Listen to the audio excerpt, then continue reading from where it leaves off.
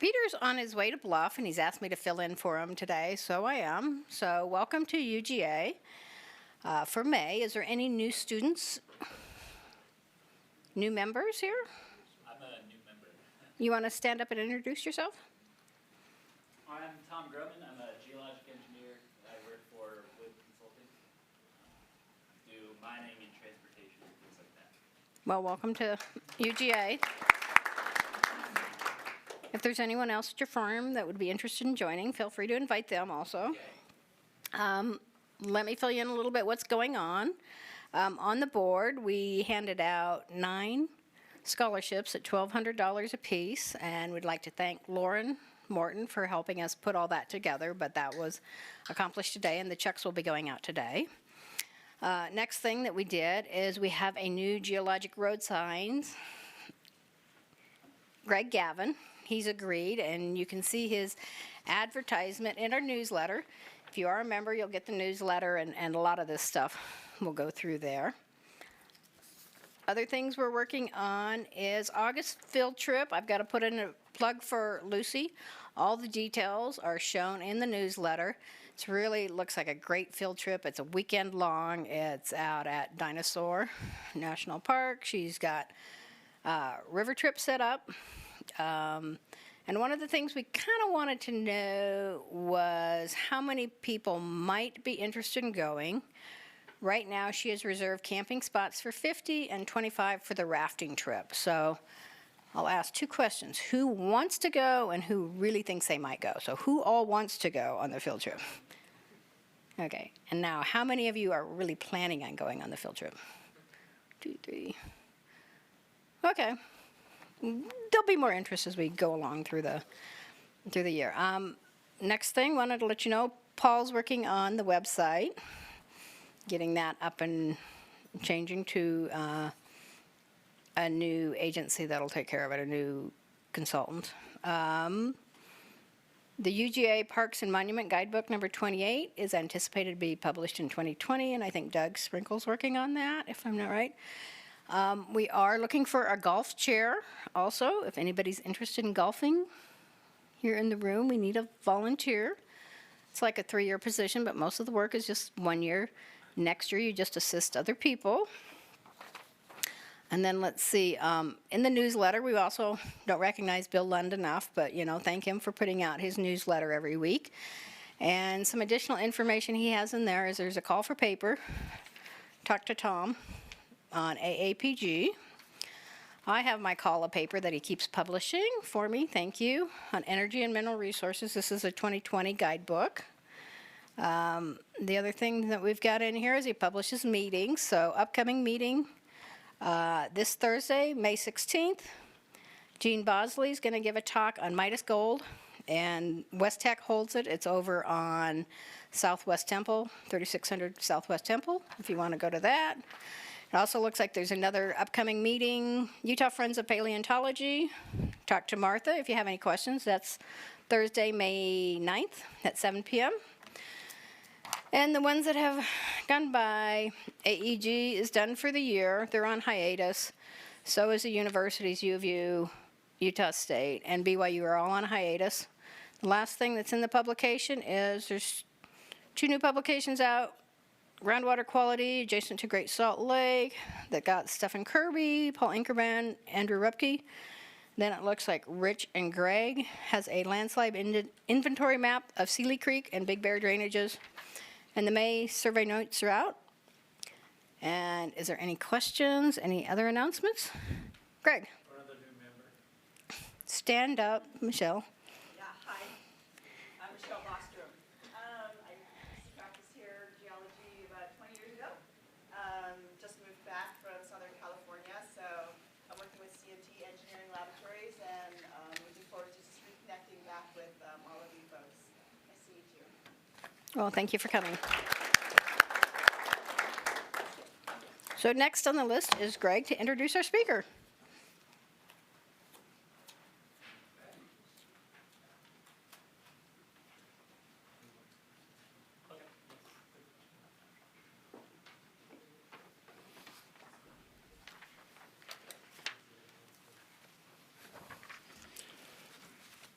Okay, I'm Greg Schlenker, the 2019 Program Chair for the UGS, or UGA.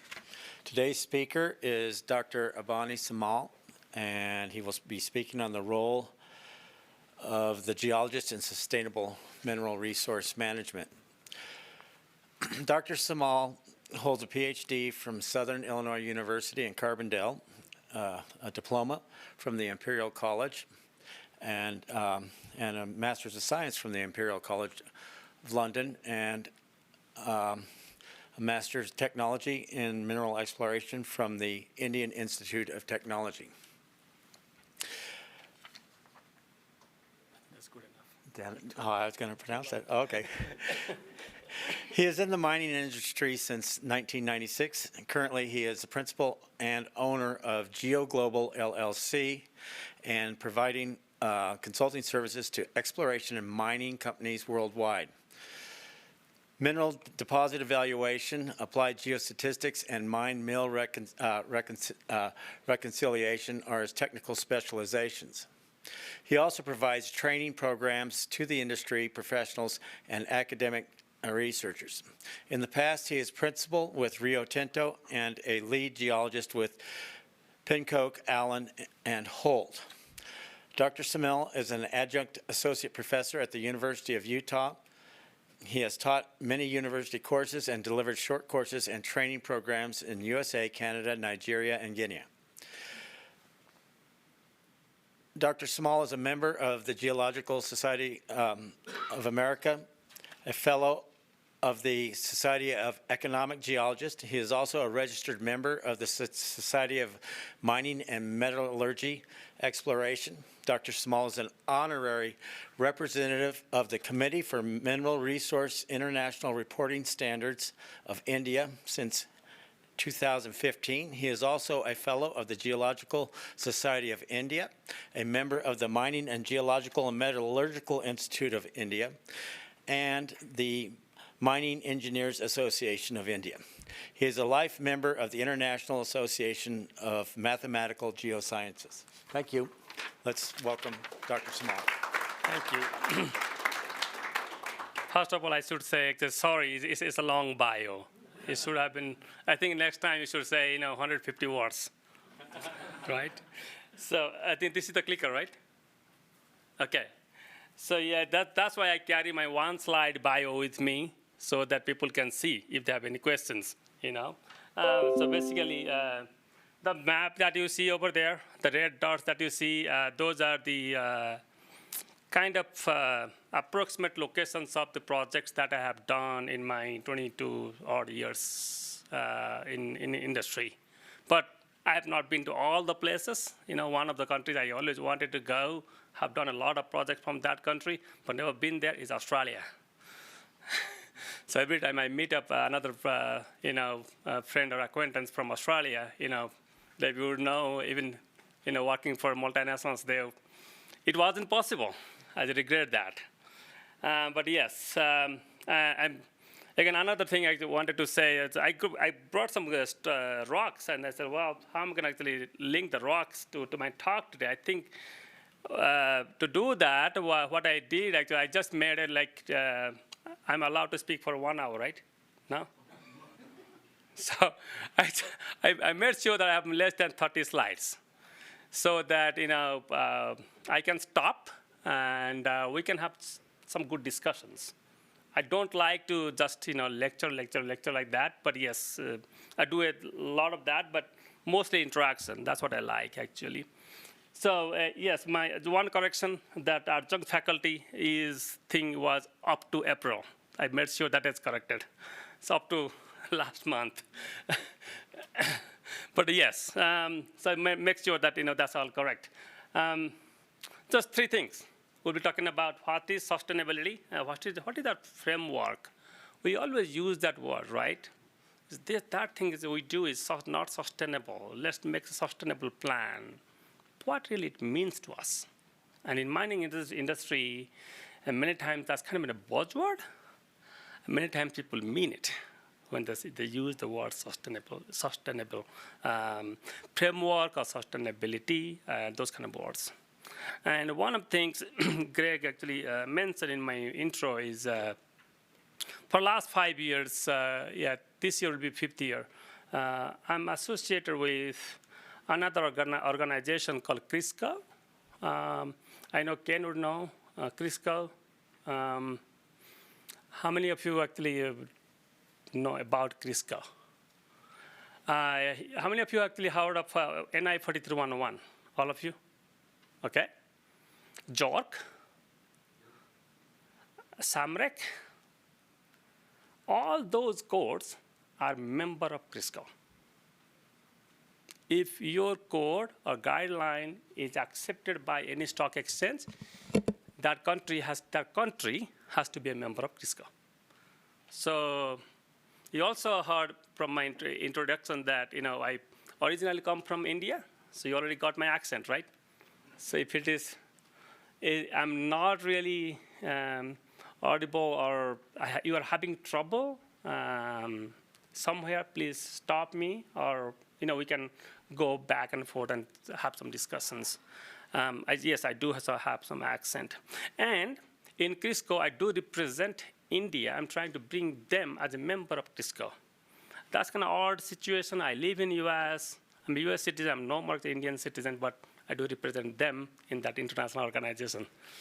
So that's kind of my mixed kind of industry and academia type of background I have. Sounds like you all know about it, right? Mining industry provides the metals and minerals that are essential for modern society. We all know about it, but I really copied them from ICMM's website.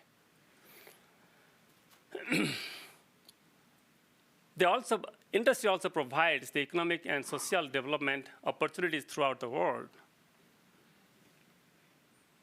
It can generate significant economic and social benefits for local communities. It's very, very important. I am a consultant to Nigerian government. Their exploration, I used to be a consultant to World Bank. I helped Nigerian government. Now I'm a qualified person for their exploration project. I know in that country what that really means, the inclusive economic opportunities, where it is very kind of common thing for us in this part of the world. That's where they need it. World Bank-like organizations are helping them to bring that to the people. I've seen that on the ground. And not only that country, there are many, many, many countries actually like that. And this industry, our industry, can and does bring actually opportunities to the local people. I forgot to include a picture, which one of the many pictures I took in particular in that country, where we had to go and talk to the local people, get the permission. We didn't have to actually. But it's just that to make sure that they allow us, they make sure that they trust us. Talk to the local heads and say, hey, sir, can we visit this site? Actually, I'm coming from World Bank. They have no right to stop me. But it is that trust you build. Mining does a fantastic thing in that. But mostly in developed countries and where industry has developed a lot. There are a big part of the world still the industry is growing, and that's where really that sustainable development or sustainable framework is needed. And all these organizations, including ICMM, are working towards that and actually helping them. So you see these three colors that there, these are known as ICMM's, what they call it, the principles. So they have, what ICMM is the International Council for Mining and Metals, I believe. So basically what this is an organization where mining companies can become a member. Not all of them qualify. Only those companies who have established record of sustainable development or work like that, they have a portfolio, they can become a member. Guess what? Newmont was recognized more than once, I believe, as a top company. I just feel proud to be, to come from US and recognize that, hey, it's a US company, right? It's not always a US company. So they always, if you go to their website, I really encourage everyone just to surf their web, go to their website and see how much resources they have. And these guys define the sustainable framework for the mining industry in the world. So whenever actually there is something going on the sustainable framework or those kind of topics, please go to ICMM's website, see what is the update on there. Because they provide the guideline to the industry worldwide. So many of the wordings that you see on my slides today will probably come from ICMM or from Kisco's website. See, those three colors I showed you in the previous slide, they are attached to these three items in this slide. Those are the three principles. Out of, I'll come to another slide where I'll show you 10 points of sustainable framework that ICMM developed. Out of those three are the principles. That's like you have to live by it. You have to do it. If you're a member of ICMM, this is what you got to do. This is new. This is new in the sense, we had a meeting actually last year, London, last October actually. This website wasn't there.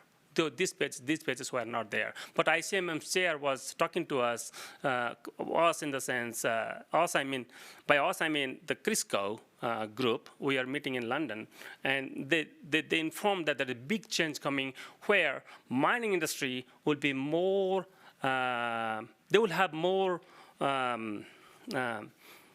kind of license to operate type of situation. They will have that access from the people around the world. It will come more and more. So what mining industry need to do is work with the people. So industry, this is people's industry, right? People need it, and people need to actually care about it. And those guys who are operating those industry or those mines, they need to care about the people too. It's a two-way kind of a dialogue has to happen. It's not that anyone dictates that. So with that, I found two definitions of sustainability in mineral industry. See, I just highlighted three words in there. I used that definition in another forum. I said, look, sustainability is not just environmental protection or anything related to environment. It's not just that. What else is with it is social and social. The two times we have the social over there, we have to bring the society into it. We have to make sure the people are the stakeholders that included in your sustainability framework or whatever the area you are working on to make sure that the industry is sustainable, that is there for the future. You have to bring the people in. It's not just environment. This one actually I really like. This is actually our mining engineering handbook published by SME. Just if I can read the bold letters there, it says that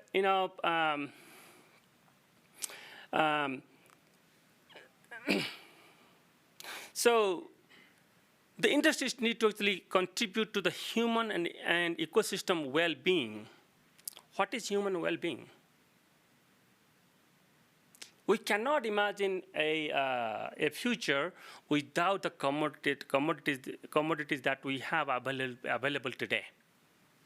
Metals, fuels, all different things. Can we? We cannot. That is human well-being. We have to make sure that the material that we're using today, they're also available for our next generations, right? And we also have to care about our Earth. That's actually what is ecosystem well-being really means in a broader sense. I like that, actually, that definition above the Egert's definition over there. Okay, my thought on this is, okay, fine. If you're in the mining industry, you always have heard, hey, the environmental guy is saying that. and the tribal people saying that. So you have to bring all of them together. My view on this is, well, there has to be always a balance. You take any mining project that is planning to open or has opened, when they go through that process, they have to strike a balance between operating a mine at profit, making money, and taking care of the people and environment, isn't it? Any project that you go today that is under development, you see that is what is happening. They have to bring all of us have to be together. But what do geologists have to do in here? We all are geologists in this room, right? 100%, all of us. What do we have to do in there? Do we have a role in there? Let's see. So, just a simple diagram. Mining has never left sustainability.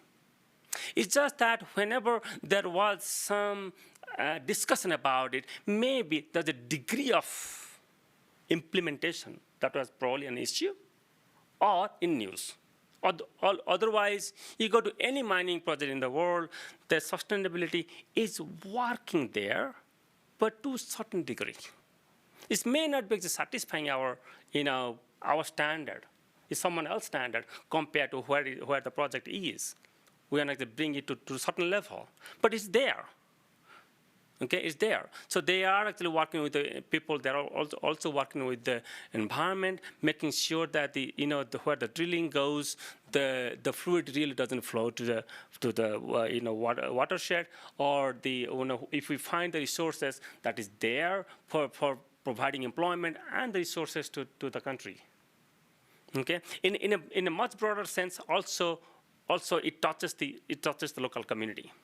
It's pretty complex thing actually if you think and go deeper into it. But I'm actually touching it at a very broader level. So this is what I wrote in my abstract. If you read that abstract for this talk, the sustainable resource management really implies the ensuring the availability of the commodities for human consumption for the current and future generation. We just cannot dig everything today, try to sell it to somewhere we can get all the money in our hand and say, hey, we got it. What happens tomorrow? What happens? We need copper today. That's why we're putting lots of money into copper exploration. They were not happening a few years ago because there's a scarcity for copper, right now. Iron price is low. How many iron ore mines you have seen actually shut down last 5 years? Not many. The smaller ones had to die. That's a good thing. But not many because we need iron, don't we? Ken, is there any iron mine had shut down because of the low price in U.S.? Cedar City, Utah. That's a small one. Marginal operation. Yes. But, yeah, it needs $100 a ton. Right.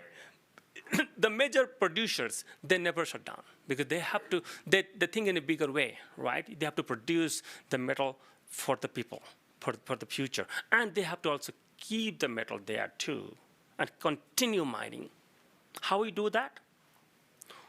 When we do our operation in a scientific way and apply the correct engineering. We just mine what we need, leave the rest on the ground.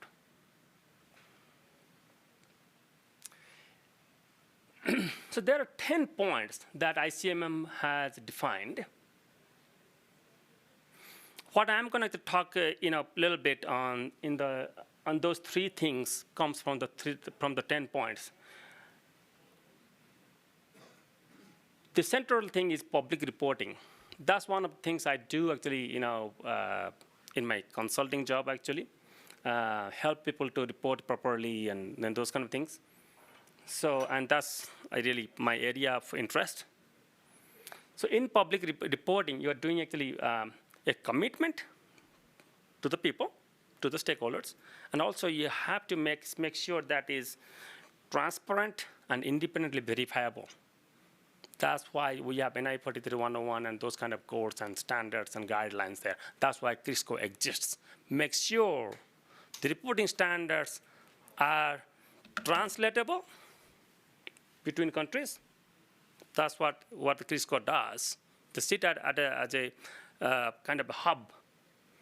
If you want your code to be accepted, I think I have a slide on CRISCO, accepted by your stock exchange, make sure that you are a member of CRISCO. By doing so, all the members of CRISCO can also recognize your code. By doing so, for an example, Chile is a member now. Here, sitting in US, I can invest in Chile. I can understand their code because they're translatable. You guys know the US has a new code now?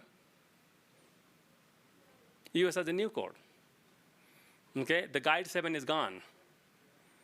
Okay, for reporting resource and reserve, we used to, we're allowed to only report reserve. Now we can actually report exploration results. Very similar to Canadian stock exchanges. We can do that.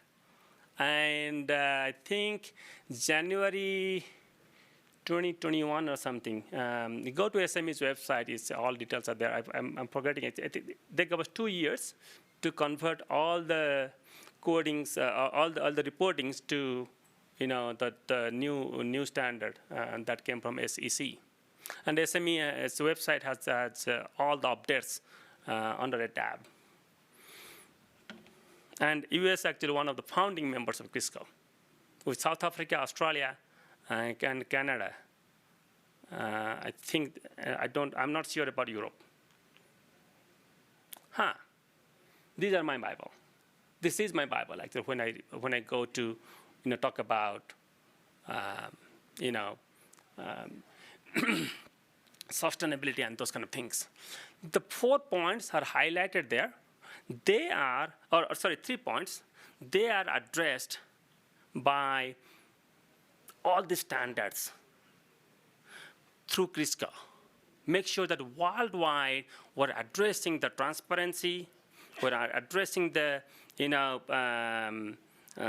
proper scientific. We're actually encouraging scientific exploration, and those, and make sure that the there is actually a transparent management is there, and those kind of things. It has to be scientific work. Why? Because we are actually operating in an industry. When we go and open a mine, what we need? Investment, right? When an investor goes and puts money on any deposit, how much information you think they have? 100%? How many of you think they have 100% information about the deposit or the company even where they're putting their money in?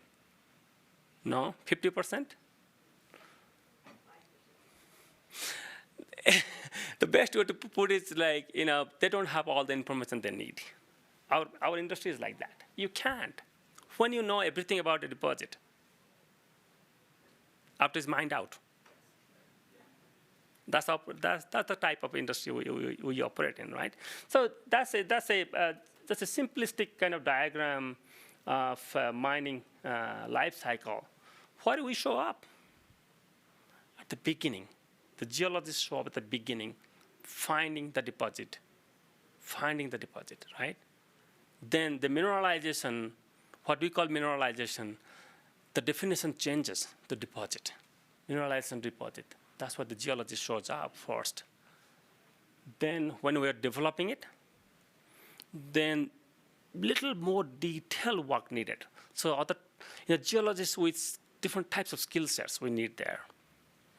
When you go to extraction, yes, our mining operations. So yes, then we also need geologists. Do we need geologists when we need to do closure and reclamation too? Yes. Throughout the life cycle, we need geologists. This is the one I made. I use it for different purposes at different forums. What you see in here, from the left to right, the different works are done. Sorry, I have to take my glasses and out means what? I'm touching 50 somewhere, pretty close. So the boxes that you see, those things, these are the works that we do. On the top, these are the data that we generate at those stages, right? It's basically the flow of data going from, from the exploration to getting the metal out of the rock in the entire value chain there. The kind of map of value chain in terms of flow of data and information, right? Up to this point, where we have the planning, the only data we're generating. After that point, we're extracting the information from the data and making it work for us. That's called mine planning. Short-term mine planning, go and extract it, put it in the mill, get the metal out, and also go back and check, did we do that? Did we really mine actually what we planned, right? That's also one other area, that's a sticky area kind of, I also specialize in that. So, if that line means we don't need any geologist, and do you see the role of geology that says, that kind of y-axis? Then probably, in my view, that's the kind of importance and role of geologists as you go from the exploration to mining, isn't it? So you can measure it in how many number of geologists work at the exploration project to number of geologists work at the operation. How many hours, and what is the what the involvement of the geologist. From all those things, if you think, role of geologist really diminishes, but it never gets zero. Never gets zero. So what the geologist does at the process plant, what do you call them? Have you heard the word geometallurgist? Okay? Geologist having some metallurgical knowledge, or metallurgist having some geological knowledge. And another fancy word also used there, just to show that no one uses metallurgist or geologist, called mineralogist. Same geologist. Okay? At the exploration stage, it sounds very obvious, but what do we do by finding or discovering a deposit? We ensure that the commodity that we're after. Okay, I know that based on the economics actually, or the economic time, the priority changes. Like, who knew about lithium 10 years ago? And the battery commodities they're talking about now, they were not hot commodities long time ago. Gold was always, and it is still today. That's a different thing. However, whichever commodity we are after, we're trying to make why we're after that? Because there's a demand. We're trying to fulfill that demand, isn't it? That's what the geologist does. That's first role of a geologist at the exploration stage, in the beginning of the life cycle of any deposit or any of any mining of the mining project, and it starts from there. However, we do have a responsibility. What is that? We make sure, or it's our responsibility, the geologist's responsibility, to make sure that the correct and scientific information is shared with the shareholders. How we do that? Juniors from Vancouver. You see how many reports they put out in the stock exchange, what they're doing, or what they're supposed to do, what they're expected to do. Tell us the truth. If I own one share from your company, if it is worth like 0.1 penny, I still have the right to ask all the information that you are showing there, and all the information that you have in your vault, based on which you are claiming the value of your mine or of your deposit, whatever that is. If I own a share, I have the right to know. You have shown me that. I really like the CDAR, the database. I wish actually Australia had something like that, and Africa had something like that. I don't know what the US is going to do. What else we do at the exploration stage? We make sure that this, hopefully it works. We make sure that we collect the right information. It's supposed to play a video.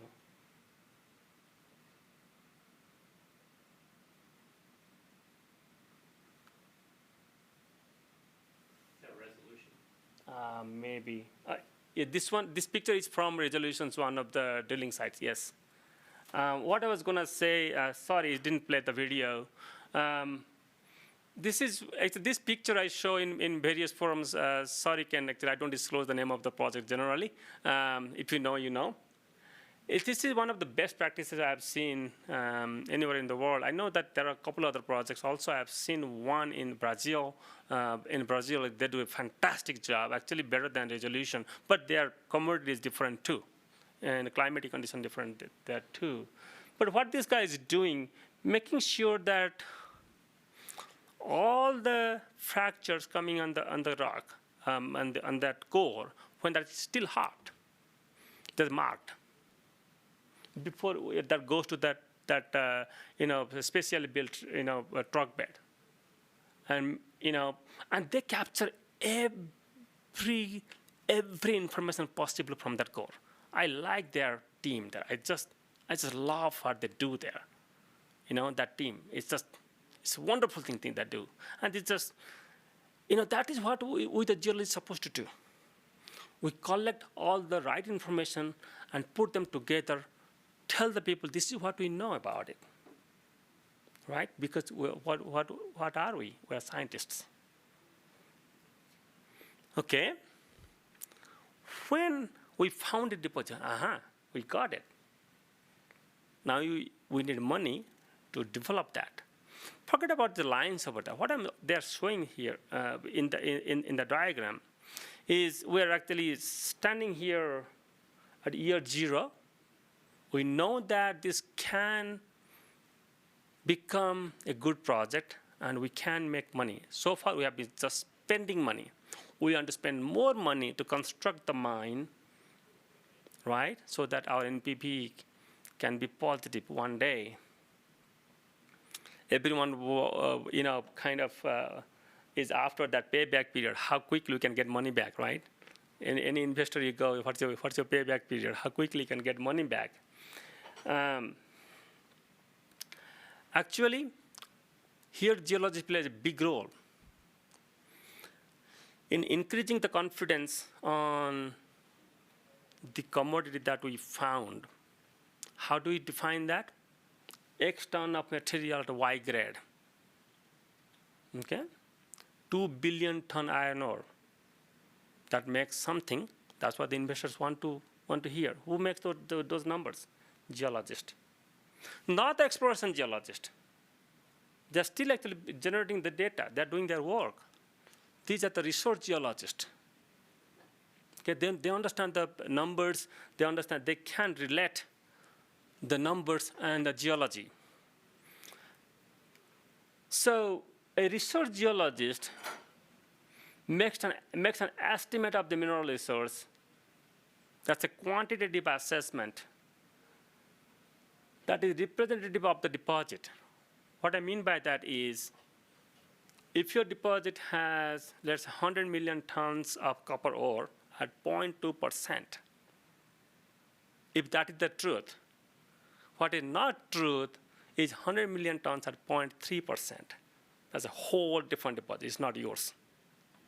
Okay? That's inflating grade. So in my world, I do a lot of audits. So, but people don't know that, I'm doing that audit actually on some other property, for bankers and other people. I see that almost on a regular basis. Sometimes grade is low, grade is high. What really means? Why people actually call me or other people like myself to look at the numbers? We are the resource geologists. We understand the numbers, and we can relate that to the rock. Does that number really represent this rock? Or it's just a number? If it's just a number, it's just a diagram, what is that? That's a mathematical artifact. That's not reality. It's just a fancy diagram. It means nothing to me as a geologist. It doesn't make any sense. Where the investor want to put money and then your mind can open is when they have confidence. Who gives that confidence is a good geologist. So we play a big role in making that deposit happen. And it's based on my own experience. A good research geologist has to have in-depth knowledge of geology. In-depth knowledge. I just don't mean that you know that's a coal deposit. It's not a gold one. No. I mean, you understand the genetic model. I am sorry, when I show up as a research geologist on properties, I ask the chief geologist, tell me the genetic model of this. But sometimes they say, huh?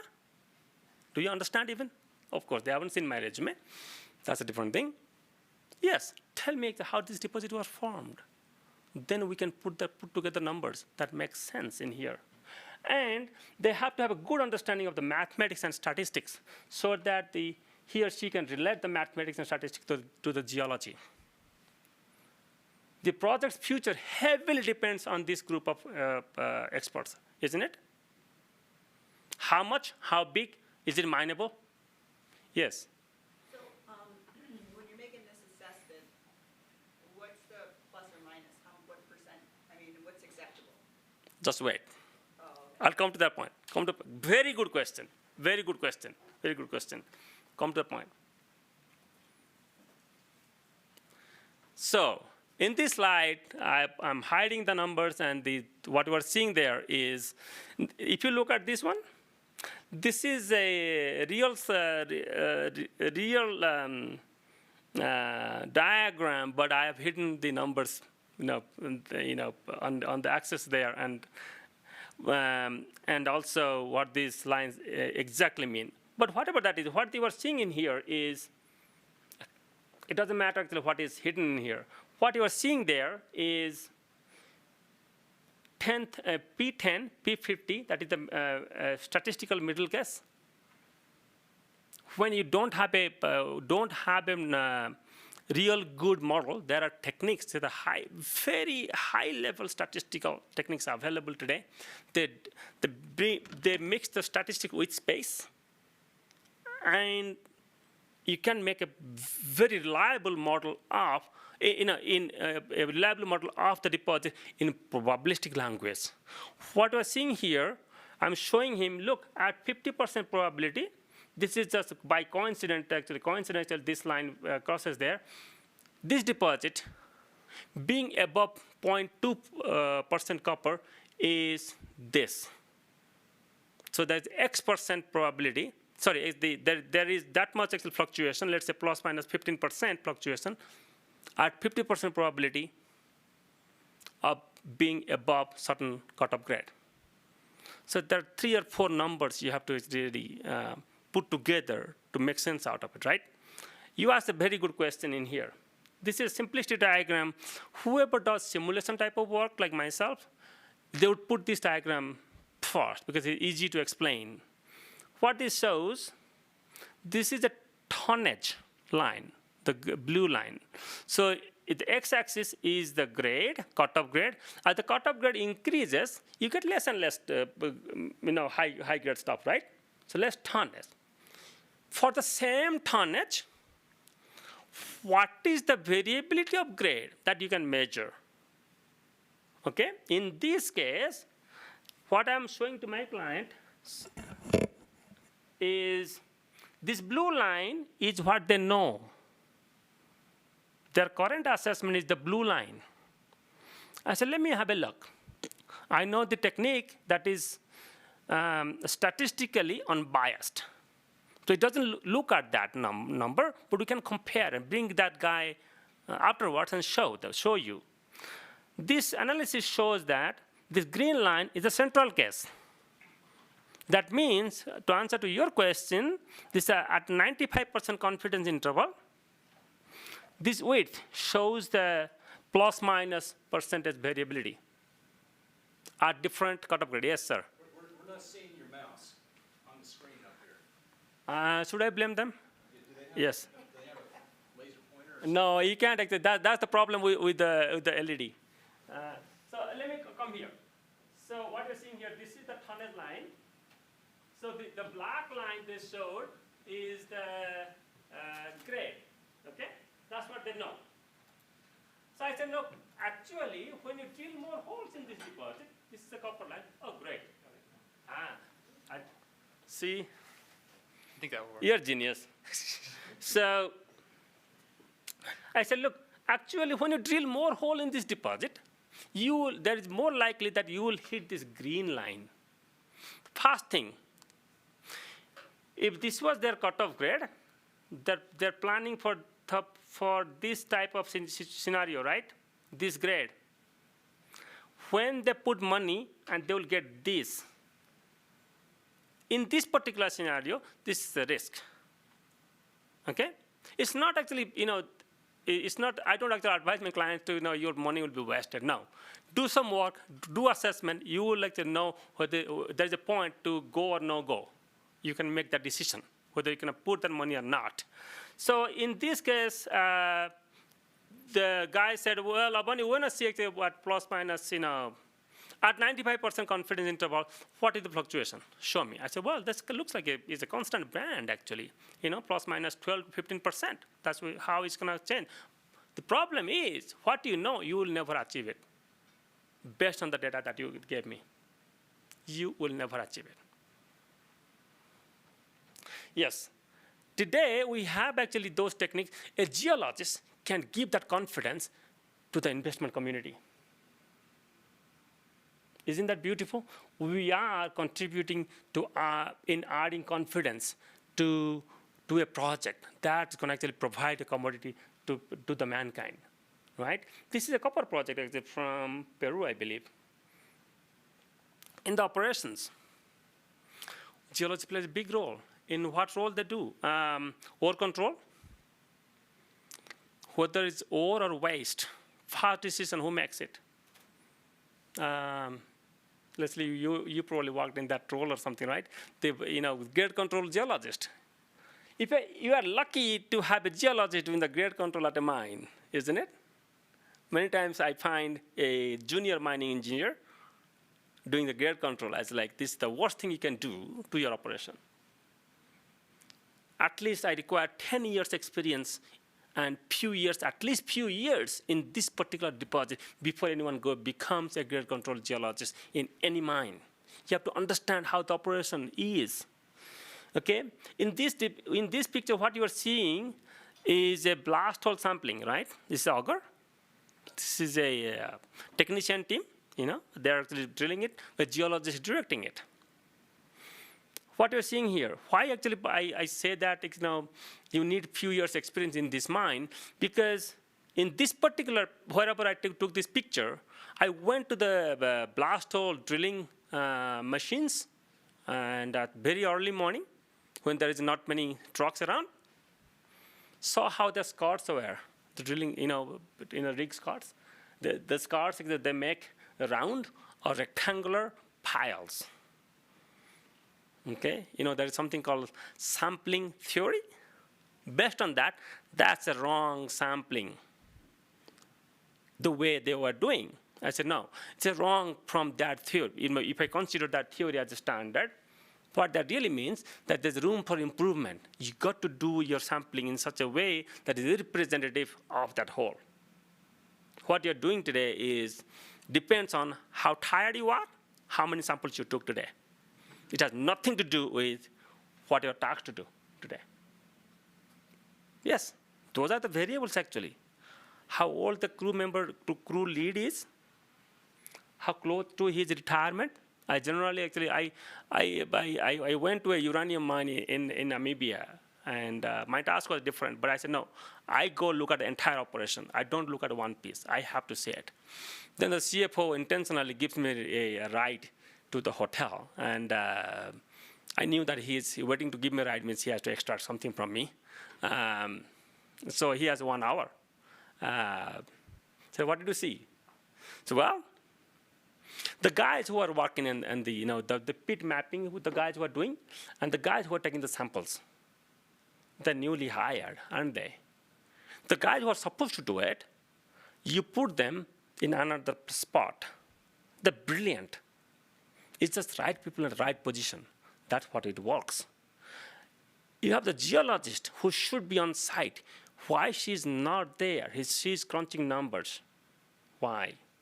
So these things come up actually, right? We're talking about sustainability. So if you don't have, if you mine actually unscientifically, and your engineering is wrong, then we cannot actually think about having a sustainable operation or even an industry as a whole. Post production the same way. Did we really mine what we planned? It's our responsibility to make sure that we make good scientific decisions. What I'm showing this diagram, I may have shown this one actually in 2016 when I gave a talk in here, that the output from this work, from this modeling work, wasn't representing the input. That's really garbage work. That's not actually representative of the model. That's not a good scientific work. As a geologist, it's our responsibility to make sure that the sound scientific decisions are made, and they're made for the sake of making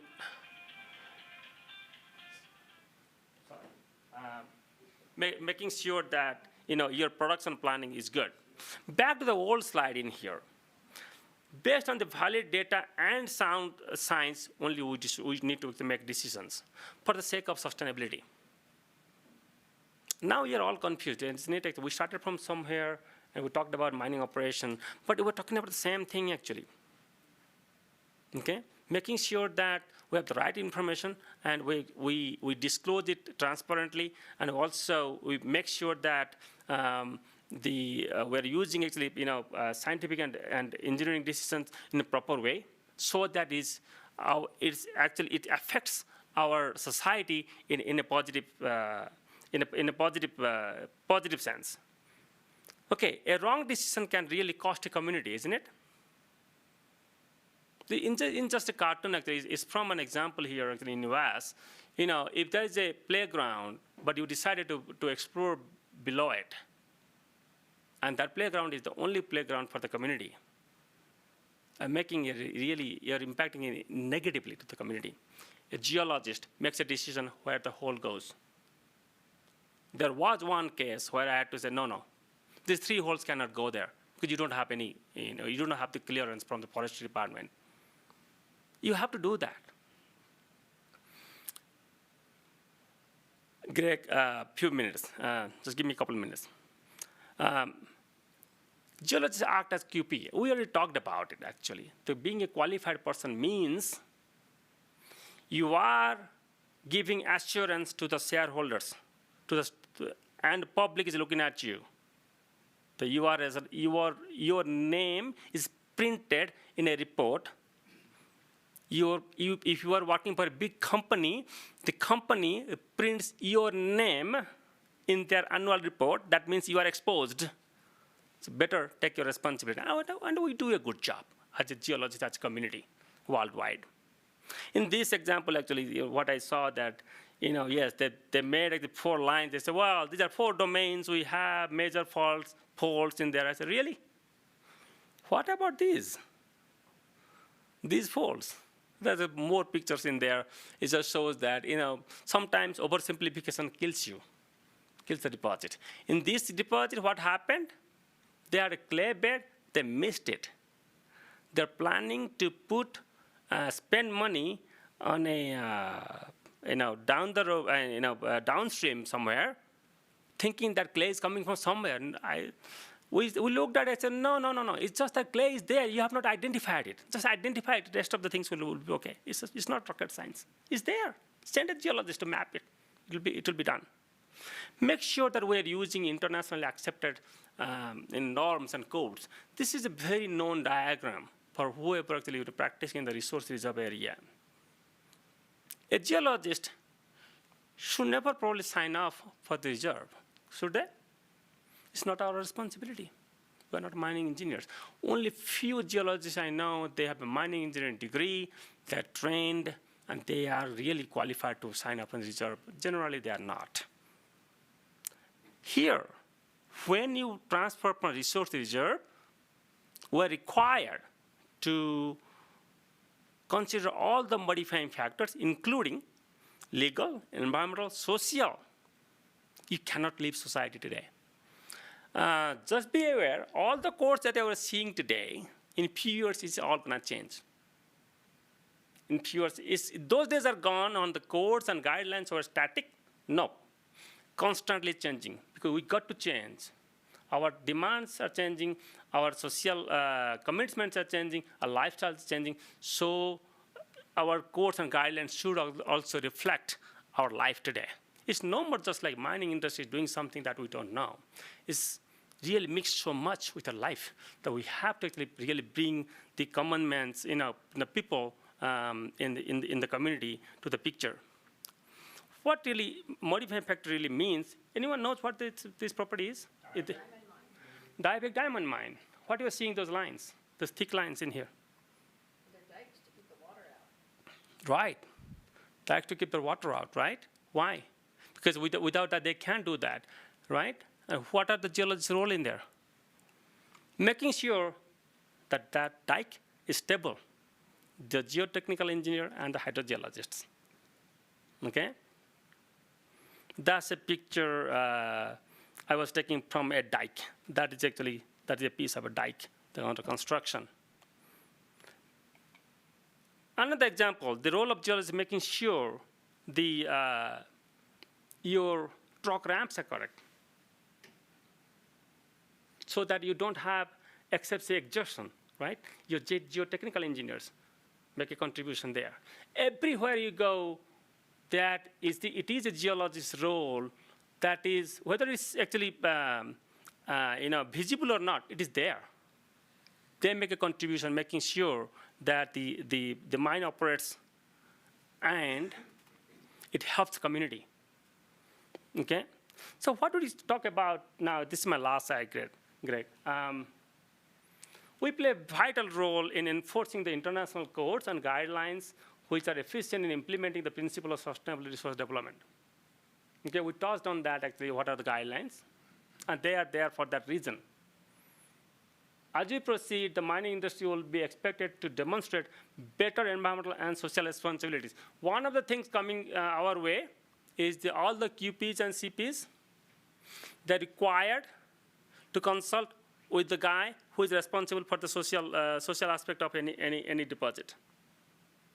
Do you have a social license to operate? And he will be responsible for that.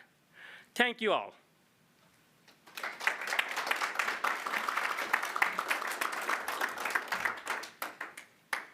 We have a few minutes for a couple of questions, and hopefully if you have any more discussion, you can talk to Abani after we convene.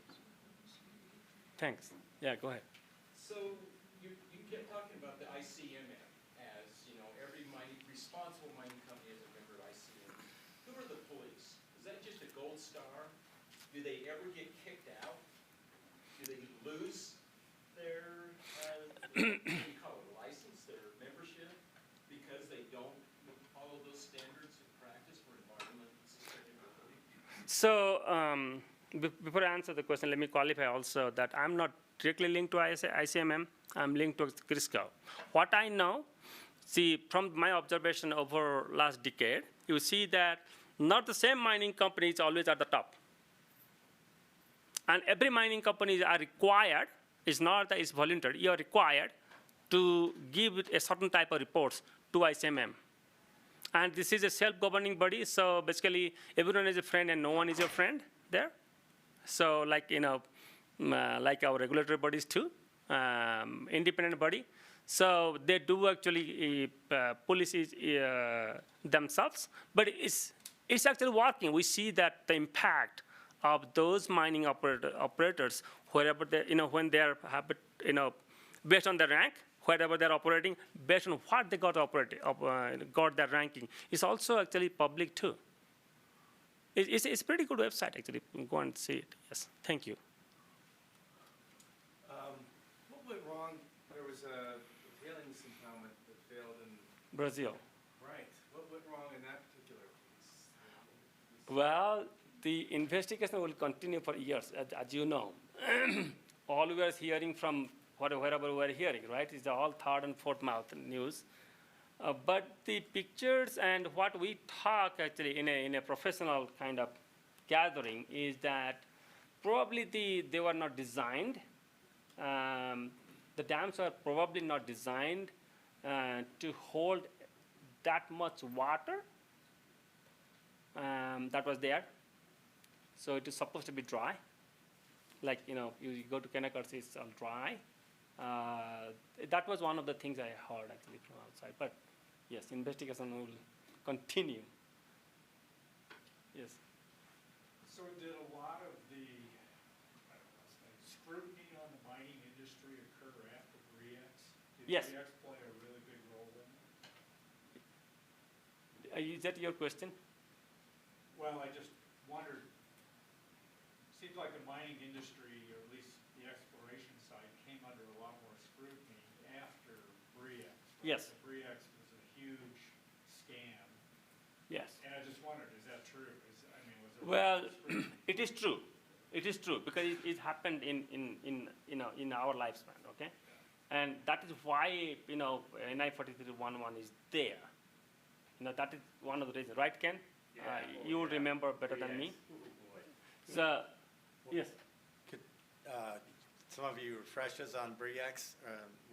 Was that the Canadian? It was Canadian. a Canadian junior company that was working in Indonesia.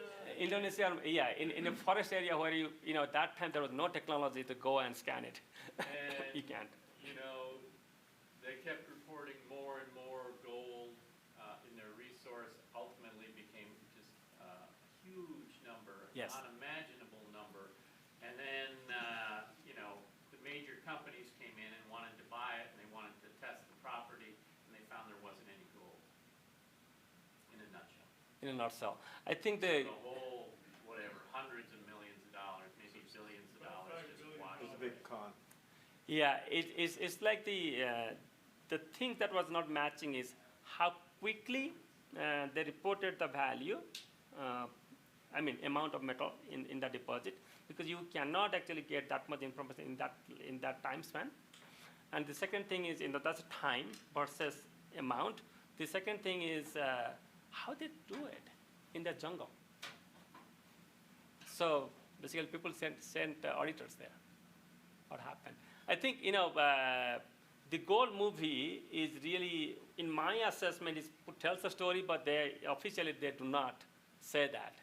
The movie, The Gold or Gold, right? Matthew McConaughey. Yeah. The on-site geologist was salting, pretending it was gold inside the core, but he was actually using placer gold and sticking it in there for the assay. Well, yes. If the story that is told in that movie, if that is correct, what we saw, he basically took his wedding ring and walked on it. That's what he did. Yes. So a lot of your talks seem to be focused on increasing the resolution of our data to make proper economic decisions because those help us make sustainable decisions. What do you mean by increasing the resolution? So I mean you were talking more about, data? Yeah, getting better estimates, doing good science. Yes. That- I would support the better, not increasing. Okay. Yeah. I would what I practice is optimize the drill hole spacing because that's one of the area also I practice, and right now I have 2 clients. I'm helping them, and because drilling is expensive. Yeah. You cannot actually have your wish list, right? That's sort of the I need 100 holes. Those days are gone. That's sort of the heart of my question is, are you seeing a trend, because people that I've dealt with, not in mining, but in the engineering, they don't want to spend the money up front for the investigation. Is the mining industry changing? Are they more willing to spend money up front to make better decisions later, or? There is definitely a change. Okay, I go to a gathering for last 4 years actually. It's a mining finance type of conference in New York by SMEs in New York. Because it's SME, as a non-profit, I go there. What I'm seeing actually, investors are becoming smarter Actually, I came, this is May, right? So yeah, so April 30th, I had a panel in that conference. I asked all the investors, there are about 50 or 60 investors in my panel, like, how many of you been to site? Almost all of them raised their hand. You know what? 10 years ago, I was on a site in Mexico. I went to the site 5-6 times. Twice, same team told me the same story. You know what the story was? Sir, the CFO came from London office. We showed them the rich magnetite. He even didn't care to touch it. What they're telling is that the gist of the story is basically finance guys were like, yeah, you put money, it's gonna come back. Those days are gone. Yes, they are being smarter now. And some of us are actually pushing them, be smarter, otherwise if you lose money, it's my money. The money doesn't disappear, it's someone's money, right? So if you lose, I lose too. No one should lose money in this market. And also the exploration companies, they are also being very careful. You know, if you go to the small, not really small, I mean some of the projects that are opening now in Nevada, you see how many investors are there. Used to be like you go like a few $100 million from an investor. Now they're talking about 5 million, 10 million, whereas your capex is close to $1 billion. So that many investors you got to talk. You see, so you're exposing your risk to that many people. So they're also smarter. So what we need to talk, what we need to tell the investors so they can believe us. So it's no more, actually, there are two people talked to me a few months ago. They're like, yes, we are using brand name reports, what used to be the guess. It's no more works because investors send the auditors there. We'll continue. This is very, thank you for all your questions. You know, I'm available actually also. I know that maybe Greg, you have to go somewhere. Or no? I was just going to conclude. I'm here actually if you want to question. You have questions, please. And Thank you very much. And this is your Yes. gratuity. I think there was another one back there. Thank you very much. Yes, it did. I'm an